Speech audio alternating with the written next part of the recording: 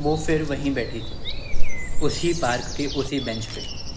उदय, अब से हम यहीं मिला करेंगे। इस बात की घोषणा भी इति ने कुछ साल पहले ही की थी। इन्हीं सालों से इति इस संबंध को जीने के कारण बटोर रही थी। कारण आज भी पूरे नहीं पड़ते। ये संबंध पहले भी अमान्य था, आज भी अमान्य है। इतने साल गुजर जाने के बाद भी इसमें संबंध जैसा कुछ भी नहीं।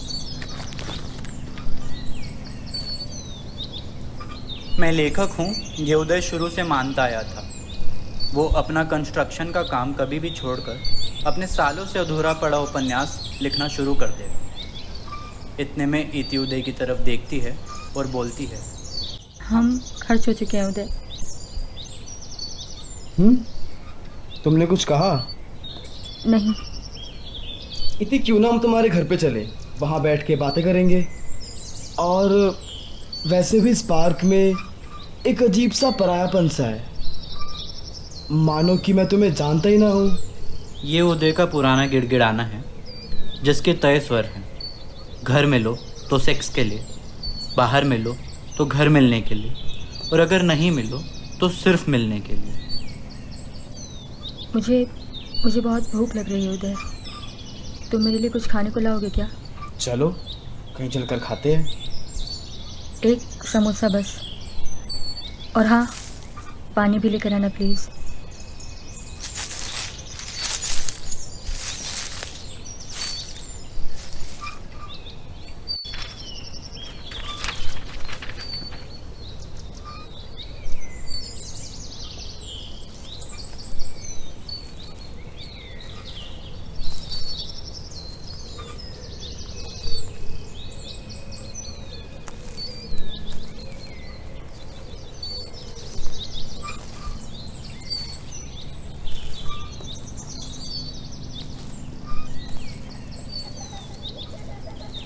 तभी इति बेंच से दूर पार्क के दूसरी तरफ चली जाती है।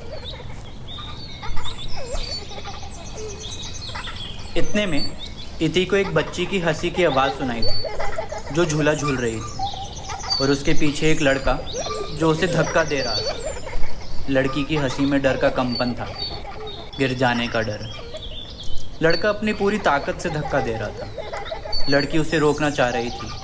लड़की अपने पैर से झूला रोकने से डर रही थी। फिर लड़का भागकर दूसरे झूले पर बैठ गया।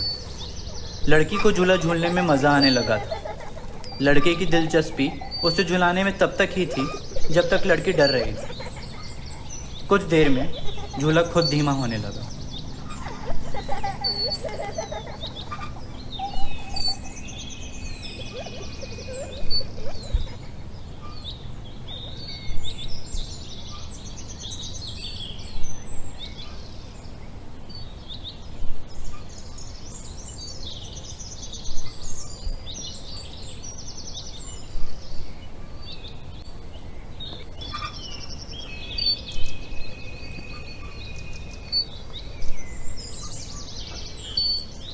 तुम यहाँ बैठी हो, तुम्हें कब से मैं वहाँ ढूंढ रहा था।